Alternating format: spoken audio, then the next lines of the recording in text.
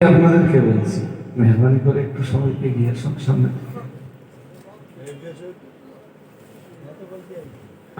কেউ যদি রাগ করে উঠে চলে যান তাহলে আর উঠতে হবে না, ওখানে বসতে হবে। আজকে ডিলে করার মতো সময় নেই, শুরু করি।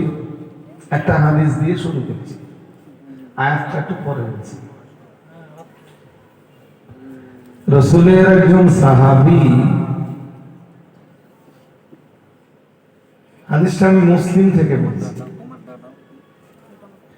রাসূলের একজন সাহাবী আব্দুল্লাহ ইবনে মাসউদ রাদিয়াল্লাহু তাআলা আনহু,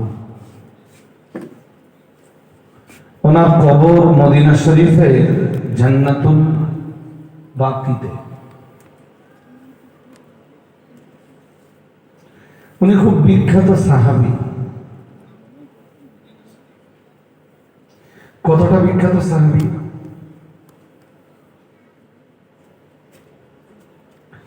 হানাফি মাযহাবের মাসলাকগুলি ইমাম সাহেব, দ্যাটস মিন ইমামে আযম আবু হানিফা রাহমাতুল্লাহ আলাইহি একদম প্রথম অবস্থায় চেষ্টা করেছেন আব্দুল্লাহ ইবনে মাসউদ থেকে গ্রহণ করার।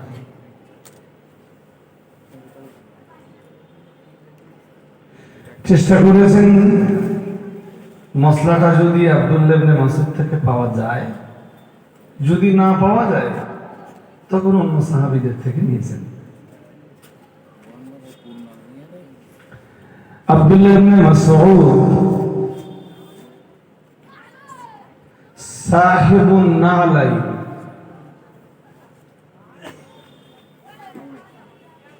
রাসূলুল্লাহ কোথাও গিয়েছেন, জুতো দুটো খুলে রেখেছেন। রাসূলুল্লাহর এই জুতো দুটো যিনি হেফাজতে রাখতেন তিনি আব্দুল্লাহ ইবনে মাসউদ। আর একটু মন খুলে আমার নবীরে কত মহব্বত করতেন, এইটুকু কথা থেকে তো বুঝতে পারবেন। উনি একজন ফিকহতত্ত্ববিদ সাহাবী।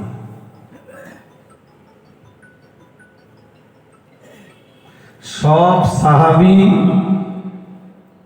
সাহাবী, কিন্তু সব সাহাবী মুফতি ছিলেন না। রাসূলের সাহাবীদের ভিতরে যারা মুফতি ছিলেন, ফতোয়াদাতা ছিলেন, আব্দুল্লাহ ইবনে মাসউদ ছিলেন তাদের শিরোনেতা। আর একটু মন খুলে বলুন, মোটামুটি কি ওনার পরিচয়টা পাওয়া গেল? এবারে যদি বলেন লম্বা, আরো লম্বা পরিচয়, তাহলে ওনাকে নিয়ে আলোচনা করতে করতে 1-1.5 ঘন্টা আলোচনা শেষ হয়ে যাবে। হাদিস শরীফের কিতাবগুলোতে অনেক হাদিস এসেছে আব্দুল্লাহ ইবনে মাসউদকে কেন্দ্র করে। যেমন এক হাদিসে এসেছে খুযুল কুরআন মিন আরবা, রাসূলুল্লাহ বলেছেন তোমরা কোরআনের তালিম নাও 4 জন সাহাবী থেকে। কয়জন? এই 4 জনের ভিতরে একজন বিখ্যাত সাহাবী। 4 জনের ভিতরে রাসূল বললেন মিন আব্দুল্লাহ ইবনে মাসউদ, বললেন কোরআনের তালিম তোমরা গ্রহণ করো আমার আব্দুল্লাহ ইবনে মাসউদের কাছে। সুবহানাল্লাহ। একটু মন খুলে সুবহানাল্লাহ।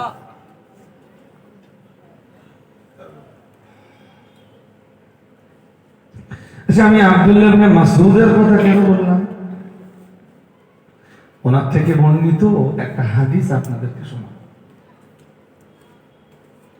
যেটা হয়তো আফজানগরের লোকেরা শুনে, মেবি আবার শুনে থাকতেও পারেন, হতে পারে। আমি খুব ঠান্ডা মাথায় বলছি, মুফতি সাহেব আসলে মাইক ছেড়ে দেবে। মুফতি সাহেব এলে সেখানে আমার মতো নালায়েকেরা কথা করা মানে না।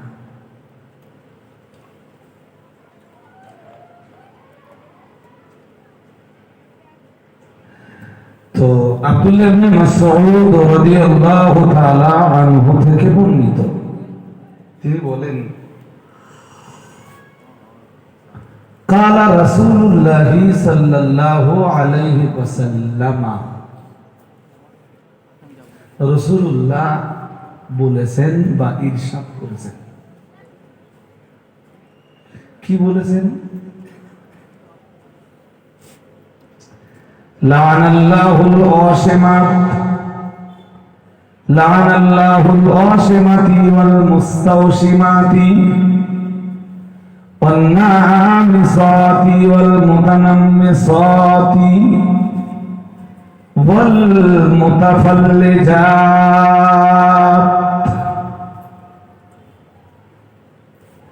খুব মন দিয়ে শুনতে। তার আগে একটা কথা একটু বলি। আল্লাহ আমাদেরকে সৃষ্টি করেছে খুব সুন্দর করে।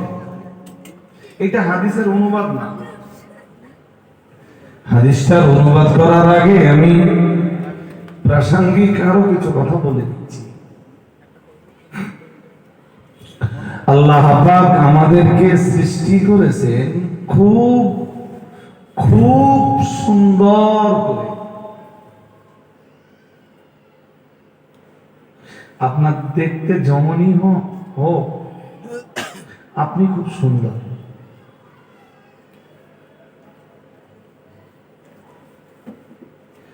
আর মানুষের অ্যাকচুয়াল মূল্যায়ন তো বাহ্যিক সৌন্দর্য না, কিন্তু এরপরও আল্লাহ যাকে যে সুরতটা দিয়েছেন, এই সুরতটা খুব সুন্দর। চার জিনিসের কসম করেছেন, ওয়াত্তিন ওয়াসসাইতুন ওয়াতুরি সিনিন ওয়া হাযাল বালাদিল আমিন।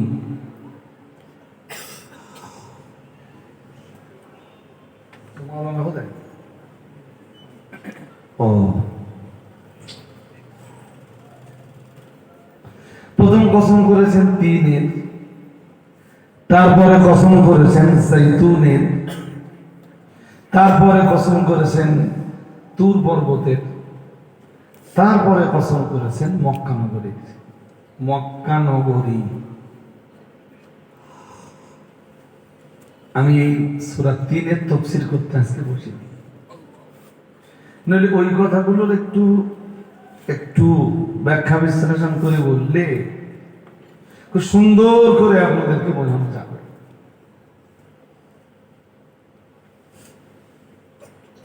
আল্লাহ এরপরে বললেন লাকাদ খালাকনাল ইনসানা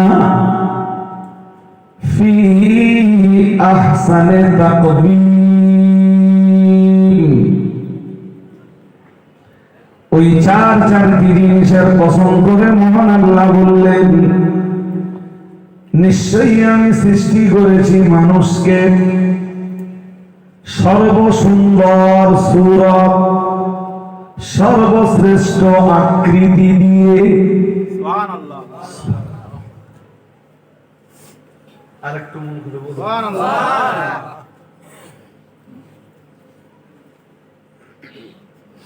কারো দাঁত উঁচু টুচু দেখে যেন তেতেল তেতেল বলবেন না।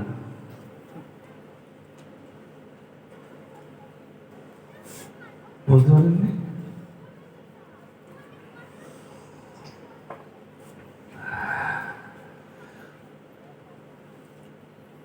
এই যে কাঠামোটা, এই যে সুরাতটা,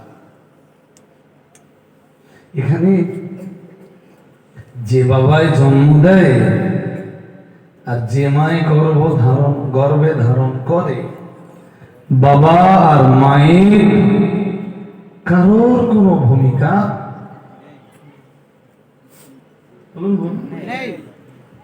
থাকে না। চামড়ায় তাই, সাদা না কালো,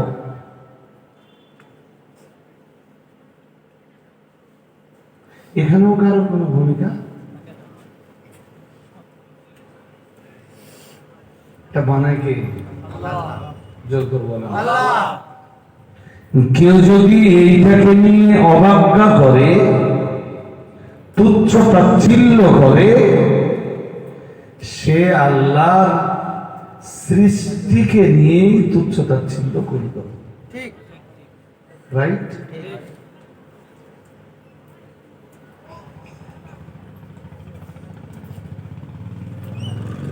আর একটা ব্যাপার,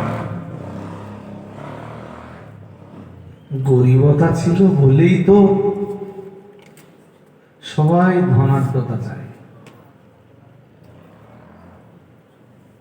বুঝেননি? অসুস্থতা আছে বলেই তো সবাই সুস্থতার কামনা করে, গরিব আছে বলেই তো সবাই ধনী হতে চায়। রাইট না রং?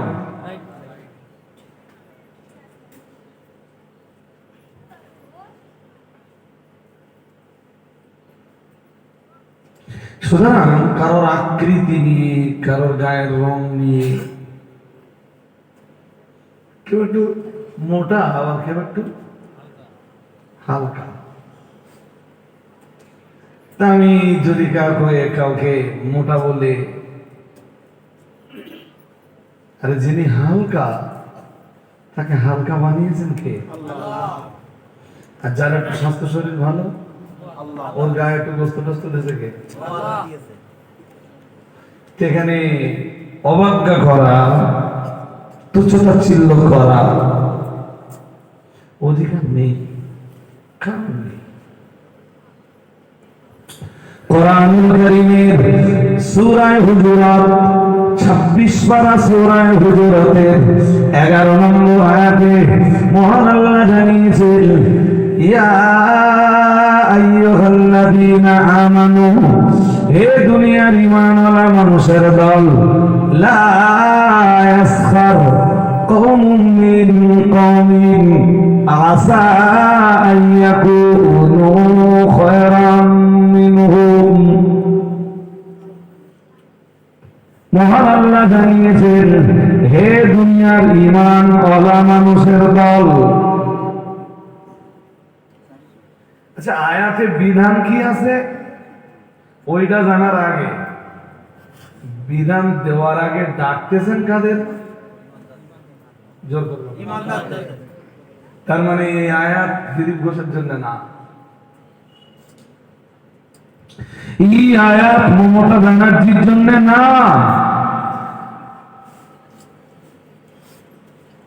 এই আয়াত নরেন্দ্র মোদী আর অমিত শাহর জন্য না। কাদের জন্য বলবেন? চলুন দেখে নেওয়া যাক বিধান কি আছে আয়াতে। মুখস্থ করুন সূরা হুজুরাত, সূরা হুজুরাতের 11 নম্বর আয়াত।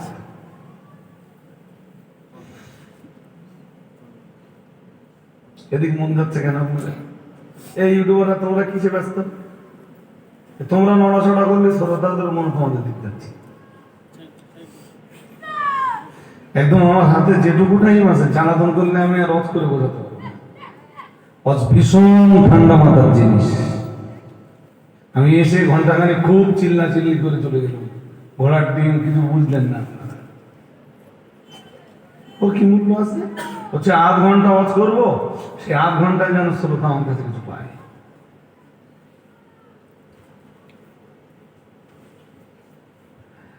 ঈমানদারদেরকে ডাক দিয়ে আল্লাহ বললেন, লা ইয়াসখার কওমুম মিন কওমিন আসা আইয়াকুনু খায়রাম মিনহুম।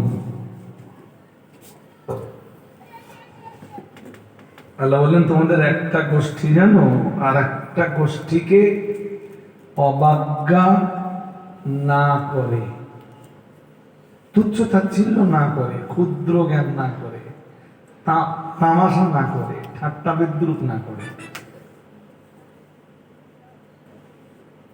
একটা গোষ্ঠী আর একটা গোষ্ঠীকে, কিংবা একজন ব্যক্তি আর একজন ব্যক্তিকে যেন ঠাট্টা বিদ্রুপ জবান দিয়েও নয়, ইশারাতেও। ইশারা মানে কেমন বলেন? রাস্তা দিয়ে যাচ্ছে, আমি চোখের ইশারায় দেখালাম, বুঝেন দি? রাস্তা দিয়ে যাচ্ছে তো, অথবা বললো ওই দেখ সেই মোটা মালটা যাচ্ছে। যেহেতু বেটি, তারে বললে বললে ওই সেই নাটাটা আসতে দেবে।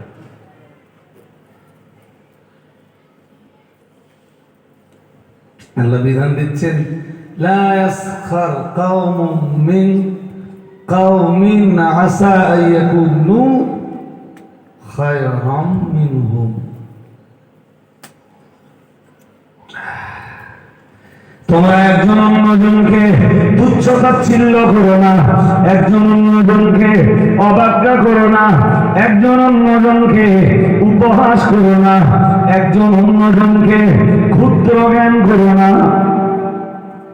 আসা ইয়াকুনু খায়রাম মিনহুম, মহান আল্লাহ বললেন এটাও তো হতে পারে তোমরা যাকে তুচ্ছ তাচ্ছিল্য করছো, তোমাদের চাইতে যাকে তুচ্ছ তাচ্ছিল্য করছো সেই আমার আল্লাহর কাছে ভালো।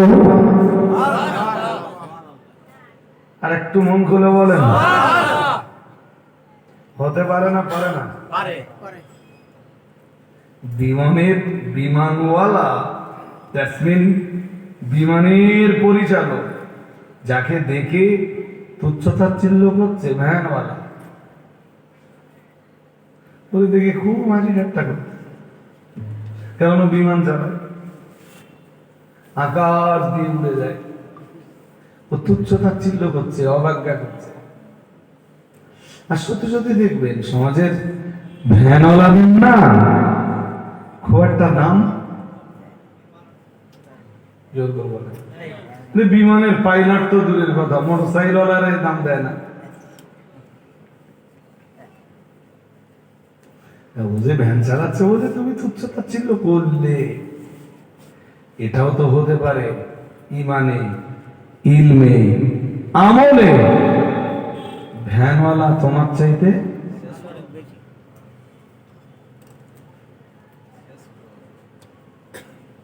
আমার আজকের রাত যেন আপনাদের মনে থাকে, আফজানগরের ভাইদের, আমি তাম জীবনে কোনোদিন হয়তো আফজানগরে এই বাজার করবো না। এটা পুরুষদের জন্য এই বিধানটা, এবার আল্লাহ মেয়েদের জন্য আলাদা বিধান দিচ্ছে। আল্লাহ রাব্বুল আলামিন আবার বিধান দিলেন, ওয়ালা নিসাউন,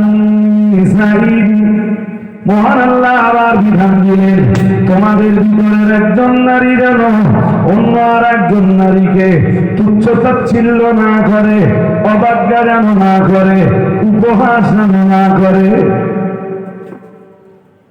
ক্ষুদ্র জ্ঞান যেন না করে, তামাশা যেন না করে। আল্লাহ পাক রব্বুল আলামিন বললেন আসা আইয়াকুন্না খায়রাম মিনহুন্না, মহান আল্লাহ বললেন এটাও তো হতে পারে হে নারী, তুমি যাকে বা যাদেরকে তুচ্ছ তাচ্ছিল্য করছো, হেও প্রতিপন্ন করছো, যাকে ক্ষুদ্র জ্ঞান করছো, যাকে বিদ্রুপ করছো, সে বা তারাই তোমার চাইতে আল্লাহর কাছে ভালো।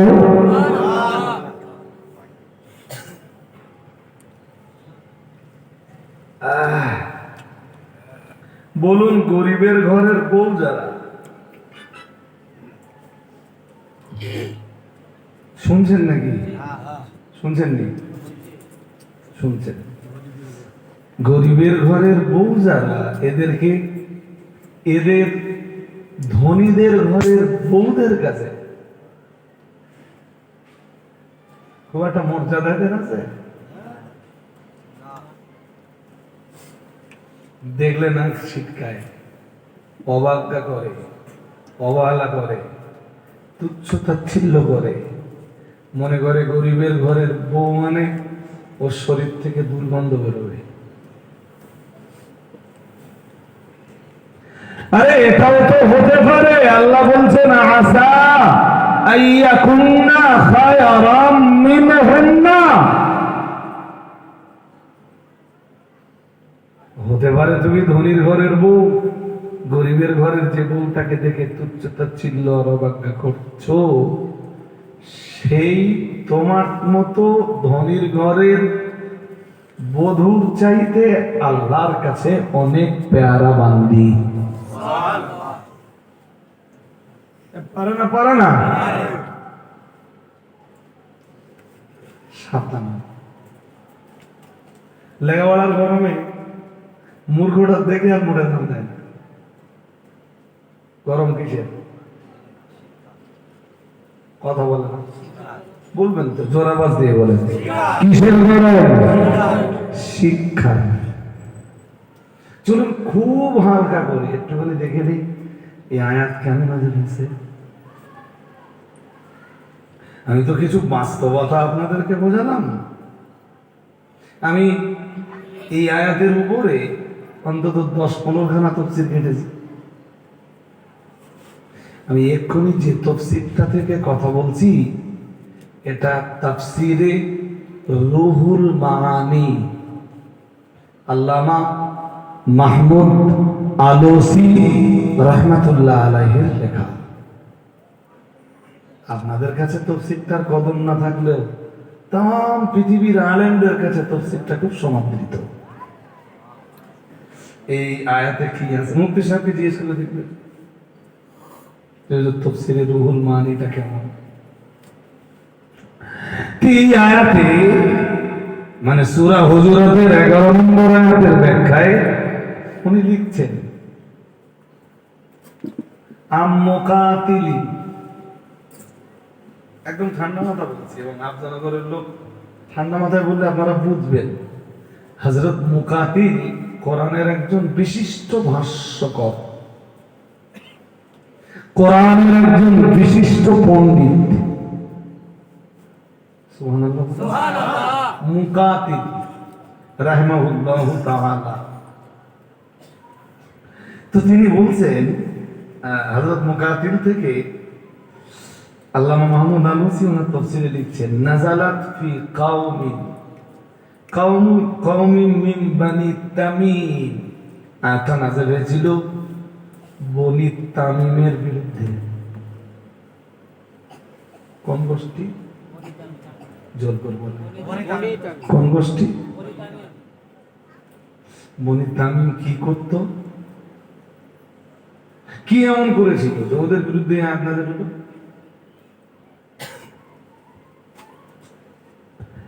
আল্লামা মাহমুদ আলুসি ওনার তাফসীরের কিতাবের ভিতরে পরিষ্কার লিখেছেন নাযালাত ফি কওম বানি তামিম সাখিরু মিন বিনালি ওয়া সালমান ওয়া আম্মারি ওয়া খাব্বাবি ওয়া সুহাইবি ওয়া ইবনে মুহাইরাতা ওয়া সালিমিন মাওলা আবি হুরায়রা রাদিয়াল্লাহু তাআলা আনহুম আজমাইন। বনি তামিম গোত্রের লোকেরা প্রিয় নবী মুহাম্মদ রাসূলুল্লাহ সাল্লাল্লাহু আলাইহি ওয়াসাল্লামের সাহাবীদের ভিতরে কতিপয় গরীব সাহাবীকে তারা তুচ্ছ তাচ্ছিল্য করেছিল। যেসব গরীব সাহাবীদেরকে ওরা তুচ্ছ তাচ্ছিল্য করেছিল, অবজ্ঞা করেছিল, অবহেলা করেছিল, ও বাবাজিরা ভাইরা, যাদেরকে নিয়ে ওরা তামাশা করেছিল তার ভিতরে ছিলেন প্রিয় নবী মুহাম্মদ রাসূলুল্লাহ সাল্লাল্লাহু আলাইহি ওয়াসাল্লামের সাহাবী হযরত বেলাল ইবনে রাবাহ। মদিনার মসজিদে নববীর মুয়াজ্জিন হযরত বেলাল ইবনে রাবাহকে ওরা ঠাট্টা বিদ্রুপ করেছিল।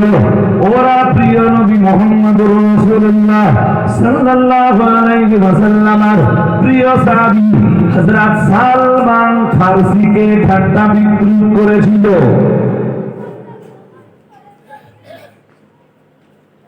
আমি একটুখানি না বলেও পাচ্ছি না, অসুবিধা হচ্ছে আপনাদের নাকি? হয় না তো? তাহলে মন একদম এক চিন্তা পাইতে দেন না। অ্যাকচুয়াল সালমান ফার্সি ছিলেন আগুন পূজারীদের সন্তান। কাদের সন্তান? জোর করে বলেন। আরে বাবা, এক সময় সালমানের কাজই ছিল শুধু আগুন জ্বালাও, বাবার নির্দেশ। কি জ্বালাও? সালমানের পুরো গোষ্ঠী ইসলাম গ্রহণের আগে সালমানের পুরো জাতি, পুরো সম্প্রদায় ছিল আগুন পূজারী, আর সালমানের আব্বা তার নেতৃত্ব দিত। কি ব্যাপার না, দুনিয়ায় যদি আগুন পূজা করা যায়, জাহান্নামের আগুন থেকে বাঁচা যাবে। আর একটু মন করে বলুন। সালমান যখন মদিনায় এলেন, আমি সালমান ফার্সির জীবন ইতিহাস আজকে বলছি যে সালমান ফার্সি যখন মদিনায়, আর মদিনায় হিজরত করে যখন রাসূলুল্লাহ এলেন, সালমান ফার্সি তখন মদিনায়, উনি তখন মদিনার কারোর বাড়ির গোলাম। পকেটে খুব পয়সা আছে, কথা বাড়ির গোলামদের পকেটে খুব পয়সা থাকে। আর তৎকালীন মনিবদের নীতি ছিল, গোলামরা যা উপার্জন করবে মনিবরা সে তুলে নেবে, বিনিময়ে শুধু পেট ভাতা, রাইট, পেট ভাতা। সালমান ফার্সি রাসূলুল্লাহকে পরীক্ষা নিলেন।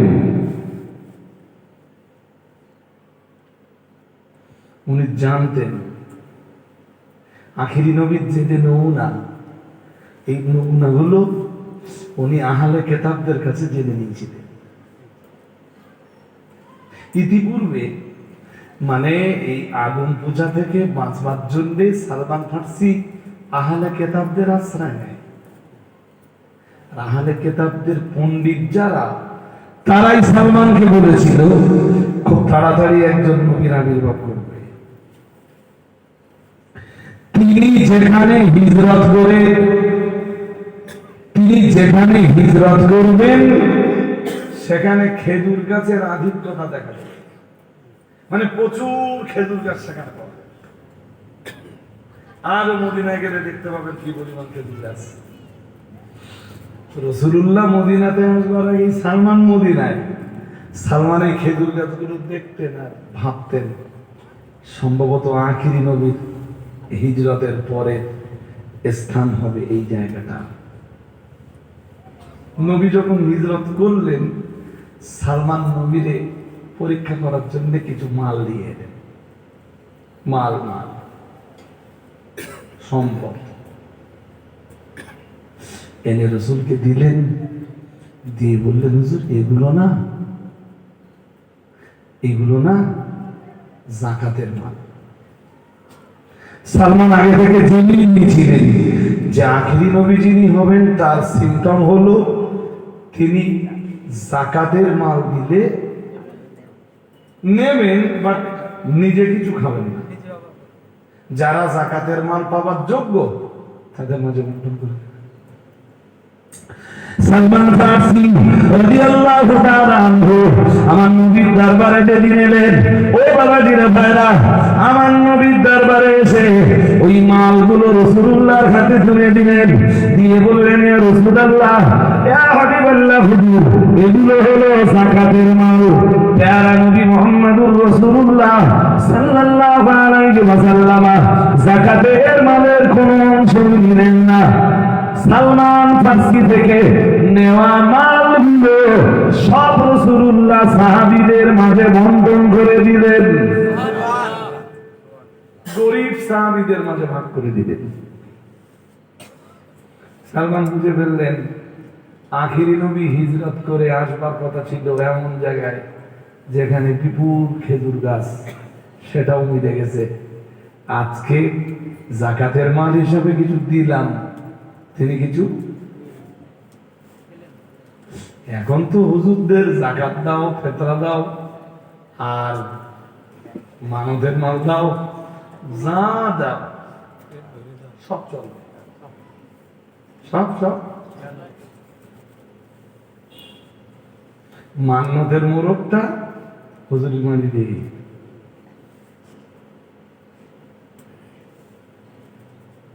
হুজুর নিয়েও নিলে। সালমান বললেন ইনি জাকাতের মাল যখন নিজে খেলেন না, নিলেন না, সব যখন সাহাবীদের, গরীব সাহাবীদের মাঝে তাকসীম করে দিলেন, নিশ্চয়ই ইনি আখিরি জামানার নবী। সুবহানাল্লাহ। আর একটু মন খুলে সুবহানাল্লাহ। তবে এখনো কিছু নমুনা বাকি আছে। সালমান আরো জানতেন হাদিয়া হিসাবে কিছু মাল দিলে তিনি নিবেন। আবার একদিন দিলেন কিছু মাল রাসূলুল্লাহকে দিলেন, দিয়ে বললেন হুজুর এটা না হাদিয়ার মাল, নাজরানার মাল। কিসের মাল? জোর করে বলেন না। যেমন আমরা স্টেজ থেকে নামলে আপনার কিছু হাদিয়া দেন, যদিও এখন তো আবার নতুন করে কেউ কেউ বলছে যে এই হাদিয়া জোর জবরদস্তি করে নেওয়া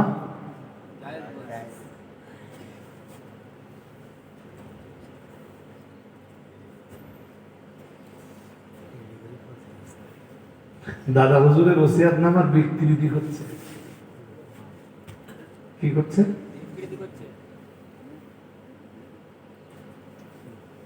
সেটা কিছু জানে না ওরা, একটু দেখ না।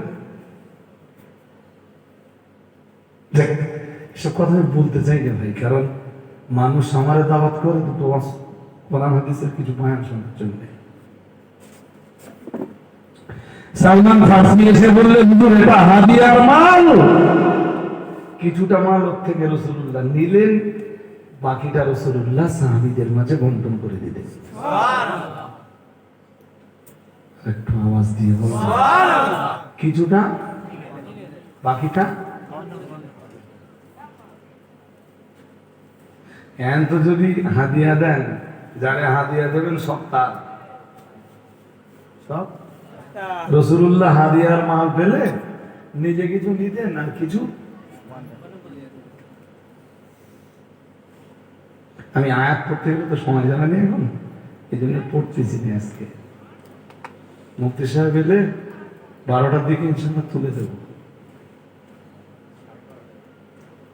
আজকে 12:30 করার মতো কন্ডিশন না আমার নেই। যদি মনে করেন যে আসেন বিল্লাহ হুজুর আমার ওখানে পৌঁছেছে পড়াই বলেন, জানেন স্টেজে যখন উঠেছে তখন ওই 20-21 হয়ে গেছে, আর আমার নেমে ওখান থেকে গাড়ি 4:25 হয়ে গেছে।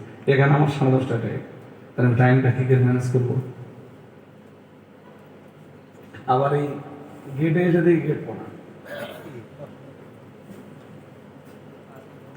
ম্যানেজটা কি করবো? নইলে একদম 10:30 উঠবো, এটা আজকে আমার টার্গেট ছিল। আমি জানি যে আফজানগরের মানুষেরা আমার নসিহত খুব মনোযোগ দিয়ে শুনে, এটা আমি খুব ভালোই জানি। সালমান ফারসির মন গাইছে, ভেতরটা হচ্ছে তিনি নিশ্চয়ই আখেরি জামানার নবী। আরেকটু তবে এখনো একটা জিনিস মানি, উনি আহলে কিতাবদের কাছ থেকে জেনে নিয়েছিলেন যে আখেরি নবী যিনি হবেন ওনার মোহরে নবুয়ত থাকবে। কি থাকবে? কোন একদিন সালমান ফারসি রাহমাতুল লিল আলামিনের দরবারে এলেন। ওই বাবাজিরে ভাইরা, প্রিয় নবী মুহাম্মদুর রাসূলুল্লাহ সাল্লাল্লাহু আলাইহি ওয়াসাল্লামের মোহরে নবুয়তটাও দেখবার সৌভাগ্য হয়ে গেল। সালমান আমার নবীর দরবারে দাঁড়িয়ে দাঁড়িয়ে দাঁড়িয়ে দাঁড়িয়ে মোহরে নবুয়তটা দেখবার পরে চোখের পানি ফেলছিলেন। প্রিয় নবী মুহাম্মদুর রাসূলুল্লাহ সাল্লাল্লাহু আলাইহি ওয়াসাল্লাম সালমানকে জিজ্ঞেস করেছিলেন, তো আল্লাহ পাকে নবী বললেন আমার দরবারে দাঁড়িয়ে তুমি কাঁদো কেন? মাঝে মাঝেই তো তুমি তো আমার দরবারে আসো, আমার কাছে মাঝে মাঝে তো হাজির হয়ে যাও, আজ তুমি আমার দরবারে দাঁড়িয়েও কাঁদছ কেন? ইয়া রাসূলুল্লাহ, ইয়া হাবিবাল্লাহ, হুজুর আমার পূর্ববর্তী গুরুদের কাছে আহলে কিতাব আপনাদের কাছে আপনার আগমনের ব্যাপারে যে কটা মেসেজ আমি পেয়েছিলাম, ইয়া রাসূলুল্লাহ, ইয়া হাবিবাল্লাহ, হুজুর, সবগুলো তো মিলে গেল। শুধু আপনার মোহরে নবুয়তটা দেখা আমায় বাকি ছিল। ইয়া রাসূলুল্লাহ, ইয়া হাবিবাল্লাহ, হুজুর, সেটাও তো আমার আল্লাহ আজ আমাকে মিলিয়ে দিয়েছেন। আমি সালমান ফারসি সাক্ষ্য দিচ্ছি, বেশক আপনি আখিরি জামানার নবী। আল্লাহ পাক রব্বুল আলামিন আপনাকে तमाम পৃথিবীবাসীর নবী করে পাঠিয়েছেন। হুজুর, আপনি আমায় কালেমা পড়িয়ে দেন। তখনও তো গুলাম, তখনও ইসলাম কবুল করার পরও কিছুদিন গুলাম। সালমান ফারসি নাম কি বলে ফেলুন, সালমান। উফ, বাবা আগুন পূজারী, আগুন পূজারীদের ঘরের সন্তান। আজ আল্লাহ তাকে মর্যাদার চরম শিখরে পৌঁছে দিয়েছেন ঈমান, ইসলাম, আমল আর তাকওয়ার কারণে।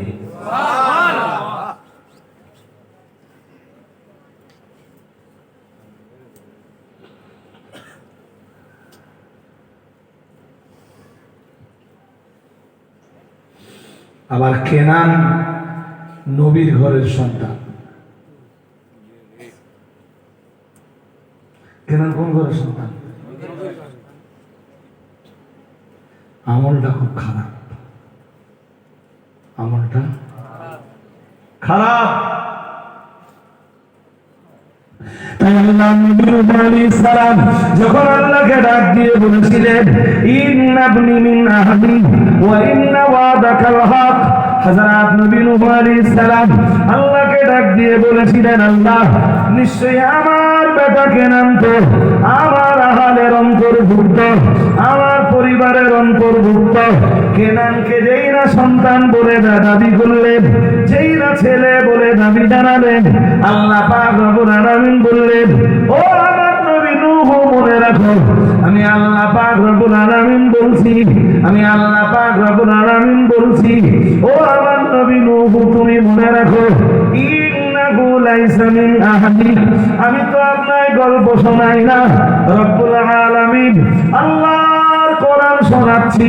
ও বাবাজিরা, ভাইরা, প্রিয় নবীর উপরে আমার আল্লাহ আয়াত নাযিল করে দিয়ে নূহ আলাইহিস সালামের সেদিন যে দাবি ছিল, ওই দাবির জবাবে আল্লাহ, ওই দাবির জবাবে যে অ্যানসার আল্লাহ করেছিলেন, ওই অ্যানসারটা আমার নবীকে আল্লাহ জানিয়েছেন। আমার আল্লাহ পাক রব্বুল আলামিন বললেন, ইন্নাহু লাইসা মিন আহলিক ওয়া ইন্নাহু আমালুন গায়রু সালিহিন ফালা তাসআলনি মা লাইসা লাকা বিহি ইলমুন ইন্নী আ'ইদুকা আন তাকুনা মিনাল জাহিলিন। কি চ্যাম্পিয়ন করে আমার আল্লাহ সেদিন জবাব দিয়ে বলেছিলেন, ও আমার নবী নূহ, ইন্নাহু লাইসা মিন আহলিক, না না না না না, কেনান তো তোমার আহল নয়, কেনান তোমার পরিবারভুক্ত নয়, কেনান তোমার সন্তান নয়, কেনান তো তোমার বেটা নয়। ও তোমার জন্ম দেওয়া ছেলে হতে পারে, ও তোমার রক্তের সন্তান হতে পারে, ও তোমার রক্তের সন্তান হতে পারে। ও ইন্নাহু আমালুন গায়রু সালিহিন, না না না না না, ওর আদর্শের সাথে তো তোমার আদর্শ মেলে না, ওর আমলের সাথে তো তোমার আমল মেলে না। তাই আমি আল্লাহ পাক রব্বুল আলামিন বলে দিলাম, ফালা তাসআলনি মা লাইসা লাকা বিহি ইলমুন, যে ব্যাপারে তোমার ইলম নাই, খবরদার খবরদার, এ ব্যাপারে আমার কাছে সওয়াল করবা না।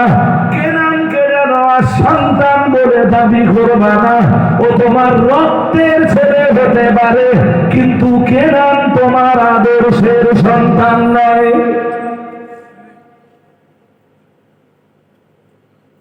এখান থেকেই তো বুঝতে পারা যায় আমার আল্লাহ পাক রব্বুল আলামিনের কাছে রক্তের চাইতে অনেক বেশি মর্যাদা আদর্শের। সবাই একটু মিলেমিশে বললেন না? আল্লাহর কাছে মর্যাদা কিসের? রক্তের না আদর্শের?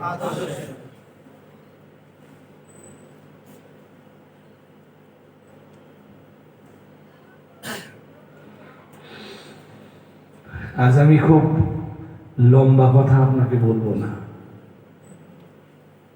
ওমরের নাম শুনেছেন? জোর করবো না, নাম শুনেছেন? হ্যাঁ, আবু জেহেল ওমরের কি হয় জানেন? হ্যাঁ, জানেন না? নিজের মামু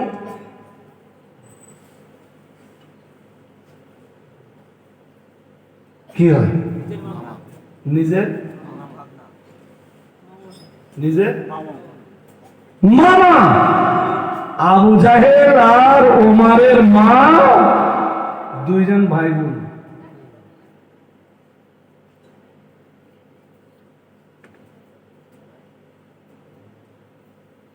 আল্লাহর কাছে মর্যাদা কিসে?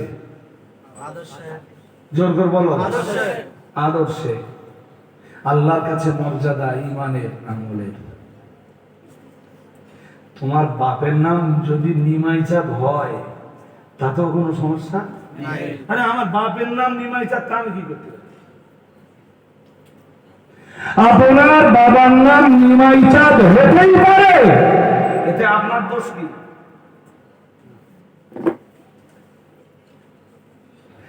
নিমাইচাঁদের তো ইমান ছিল। নিমাইচাঁদ বাবা মুফতি সাহেবের দাদা, তার জন্ম তো মুসলিম পরিবারে, আমরা বলতেই পারি সে কালেমাওয়ালা ছিল। হ্যাঁ না বলি? হ্যাঁ, সালমান ফার্সির বাবা আগুন পূজারী ছিল। তুচ্ছতাচ্ছিল্য করবা? কথা কয় না, অবাধ্যা করবা।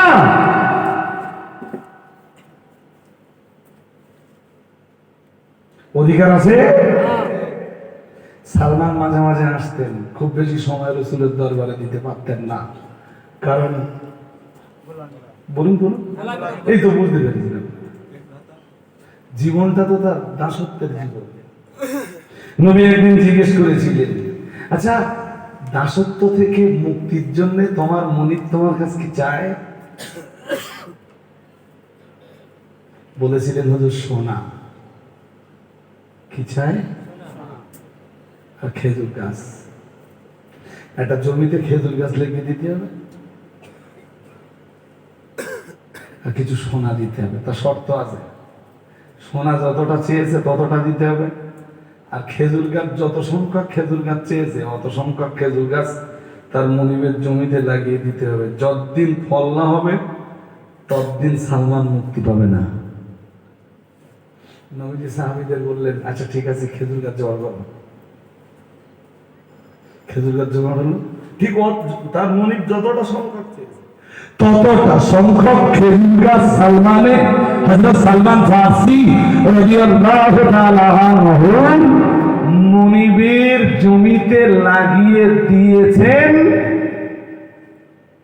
সবগুলো গাছ রাসূলুল্লাহ নিজের উপর করেছিলেন।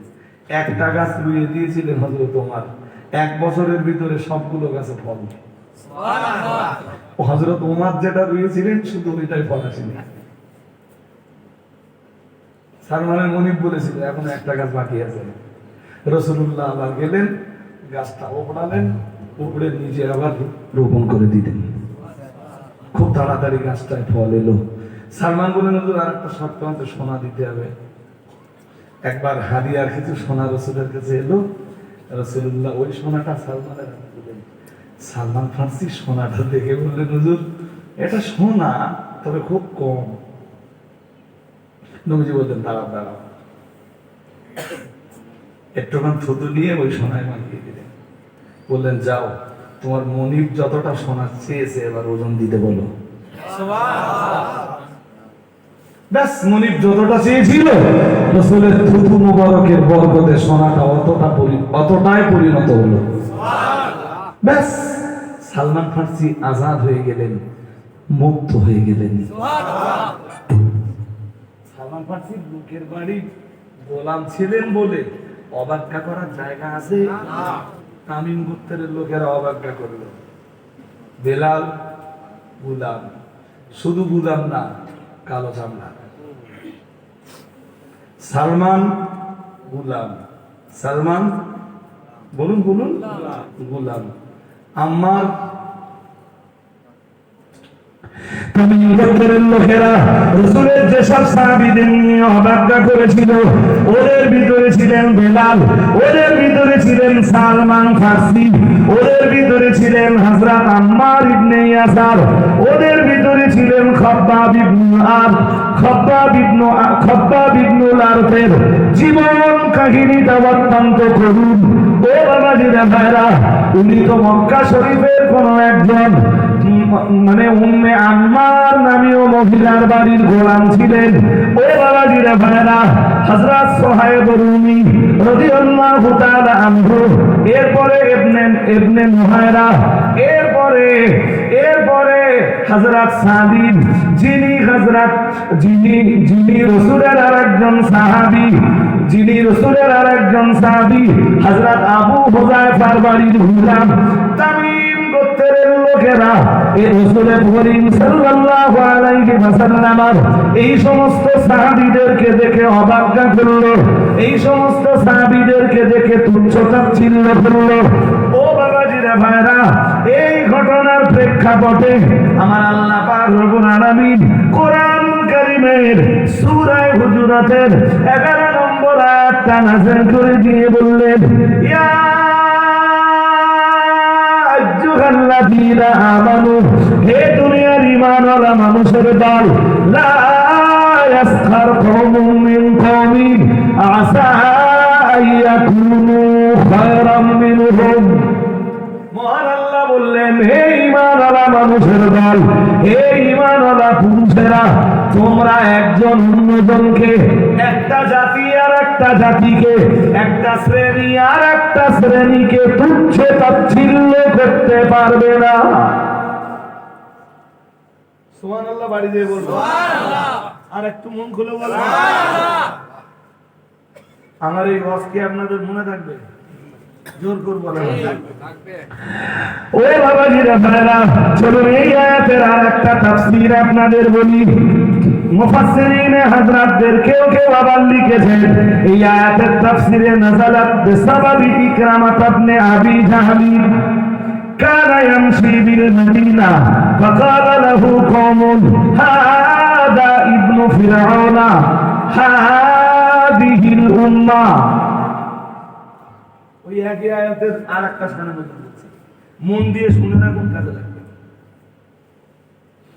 এই আয়াতের শানে নজুল উল্লেখ করতে যে মুফাসসিরদের কেউ বলেছেন নাযালাত বিসাবাবি ইকরামাত ইবনে আবি জাহল, এটা আবু জেহেলের বেটা ইকরামার শানে নাযিল হয়েছে, ইকরামার কারণে নাযিল হয়েছে। কেন জানো? কথা বলেন, কেন জানেন?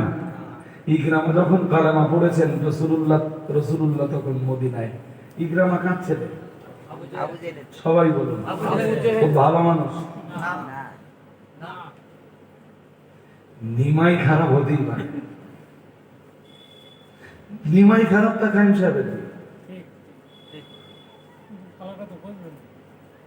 শালা ওয়াজের শুরু থেকে শেষ পর্যন্ত শুধু নিমাই জেগে।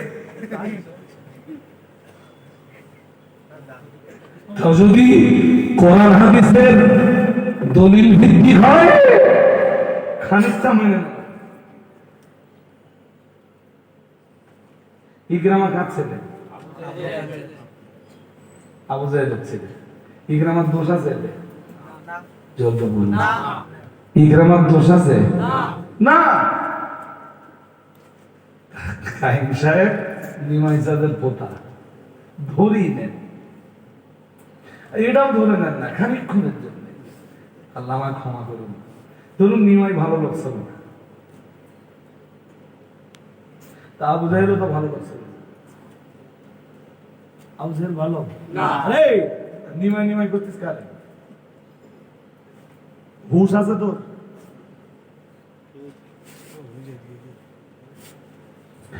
ইকরামা যখন মদিনা মুনাওয়ারাতে এসে কালেমা পড়লেন, সুবহানাল্লাহ।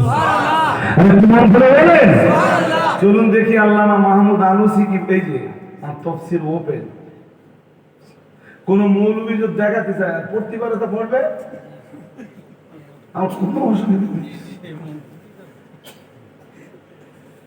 কেন যেন এই আয়াত নাযিল হয়েছিল? আল্লামা মাহমুদ আলুসি তাফসীরে রুহুল মানির ভিতরে লিখেছেন, নাযালাত বিসাবাবি ইকরামা ইবনে আবি জাহল। আবু জাহেলের বেটা রাসূলের সাহাবী ইকরামার কারণে আয়াত নাযিল হয়েছিল। ও বাবাজিরা ভাইরা, কেন যেন নাযিল হয়েছিল? কানা ইয়ামশি বিল মদিনা, কালেমা পড়ার পরে ইকরামা যখন মদিনার রাস্তা দিয়ে চলতেন, শুনছেন নাকি? মদিনার রাস্তা দিয়ে ইকরামা যখন কি হতো জানেন? فقال له قوم هذا ابن فرعون।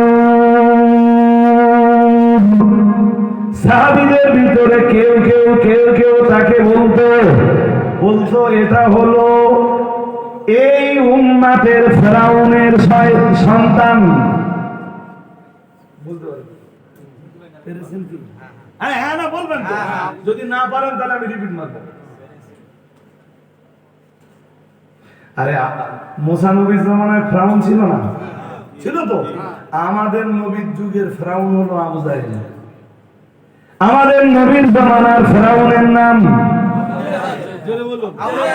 ইকরামা যখন কলেমা পড়ল, রাসূলের কাছে যখন বায়াত হলো, এরপরে যখন মদিনার অলিতে গলিতে কিংবা রাজপথে চলতেন, সাহাবীদের কেউ বলতো এই ইকরামা হলো এই উম্মাতে মুহাম্মাদীর জন্য যে লোকটা ফেরাউন ছিল সেই ফেরাউনের ছেলে। যেমনটা আজকে বলা হচ্ছে নিমাই চাঁদ, কি বলা হচ্ছে? হ্যাঁ, আমার দাদু নিমাই চাঁদ না, লাল চাঁদ ছিল। আমার দাদারে দেখে কি আমার আল্লাহ আমার ফয়সালা দেবে না? জোর করে বলুন। তাহলে আমার দাদা যদি লাল চাঁদ হয়ে থাকে তো কি?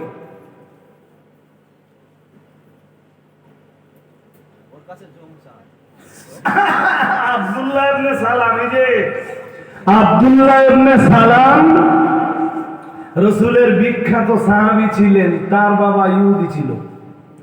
জোর করে বলুন না, কোরআন কি বলেছে? অকালাতিল ইয়াহুদু উযায়র ইবনুল্লাহ, মহান আল্লাহ জানিয়েছেন ইহুদিরা বলে উযায়র আল্লাহর বেটা। নাউযুবিল্লাহ, আরেকটু জোর করে নাউযুবিল্লাহ। ইহুদিদের ঘরের সন্তান ছিলেন। মুফতি সাহেব এসে গেছে না? চট করে একটুখানি আলহামদুলিল্লাহ বলেন। আলহামদুলিল্লাহ বলেন, আলহামদুলিল্লাহ। হয়ে গেছে। আবার বলেন হুজুর এসে গেছে, এখনো বলেন মানে একটুখানি শুধু ফিনিশ করতে দেয়। হুজুর আস্তে আস্তে আমার ফিনিশ হয়ে যাবে, দেখেন। তো ওইদিকে এখন আপনাদের চেহারা ঘোরালে হবে না। কি বলতো ইকরামাকে? কি বলতো? কেউ সবাই কি বলতো? এই উম্মাতের ফেরাউনের সন্তান। কাকে বলতো? জোর করে বলেন। ইকরামা দেরি না করে আমার রাসূলের কাছে অভিযোগ দায়ের করলেন, ইয়া রাসূলুল্লাহ, ইয়া হাবিবাল্লাহ, আমাকে এই উম্মাতের ফেরাউনের সন্তান বলে ডাকে। শুনছেন নাকি? শুনছেন? ফানাজালাত লা ইয়াসখার কওমুম মিন কওমিন আসা ইয়াকুনু খায়রাম মিনহুম। মহান আল্লাহ তখন আয়াত নাযিল করে দিয়ে বললেন, তোমাদের এক জাতি এক গোষ্ঠী অন্য শ্রেণীকে যেন তুচ্ছ-তাচ্ছিল্য না করে, অবজ্ঞা না করে। একজন যেন অন্যজনকে তুচ্ছ-তাচ্ছিল্য আর অবজ্ঞা না করে। আমার কাছে এতটা অশোনার পরে এবারে বলুন, বারবার বারবার যদি নিমাই নিমাই নিমাই নিমাই করা হয়, তুচ্ছতাচ্ছিল্য হয় না হয় না? কোরআনের আইনের বিরোধিতা হয় না হয় না? হয়। এরা মৌলবী তো, যারা করতে যারা মৌলবী তো। নারায়ে তাকবীর, নারায়ে তাকবীর। মুফতি সাহেব হুজুর কেবলা, মুর্শিদে কামিল মুফতি সাহেব হুজুর কেবলা, নারায়ে তাকবীর। হাজিরিন, মুফতি সাহেব এসব বলেছেন, হ্যাঁ আজ ইয়াতা ফের ইনশাআল্লাহ আগামী দিনে। তো এখন মুফতি সাহেবের অসংখ্য অনেক মানুষ রাস্তায় দাঁড়িয়ে গেছেন, যদি আমি বসতে বলার দায়ে চলে যান তাহলে দাঁড়িয়ে থাকি। আর কারণ দাঁড়িয়ে দাঁড়িয়ে শুনছেন সে খানিকটা ভালো, যেই বসতে বলেছি চলে গেল, তার চেয়ে দাঁড়িয়ে শোনাই ভালো। ত্রুটি বিচ্যুতি ক্ষমা করুন। মুফতি সাহেব তো শেষ বক্তা, ওয়াজ করবেন, আখিরি দোয়া মোনাজাত করবেন, সেসব অবধি আপনারা সবাই থেকে যান। আর একদম লাস্ট যে কথাটা বলবো, জামিয়া রিসালাত সাহাবের সময় তো একদম আসন্ন, সবাই আপনারা জামিয়া রিসালাত সাহাবের প্রচারটা করুন। একদম প্রথম প্রচার মুখে মুখে প্রত্যেকের কাছে মেসেজ পৌঁছে দিতে হবে যে জামিয়া রিসালাত সাহাব কিন্তু পয়লা দোসরা তেসরা ফাল্গুন। আর সোশ্যাল মিডিয়া যাদের আছে, সোশ্যাল মিডিয়াতে আপনারা প্রচারের একটা ঝড় তুলুন। আর তো সামনে বাকি আছে কত, 14-15 দিন বাকি, একটুখানি এই কদিন শুধু জামিয়া রিসালাত সাহাবের প্রচার ইনশাআল্লাহ বলুন। আখিরু দাওয়ানা আলহামদুলিল্লাহি রাব্বিল আলামিন। দরুদ। আল্লাহুম্মা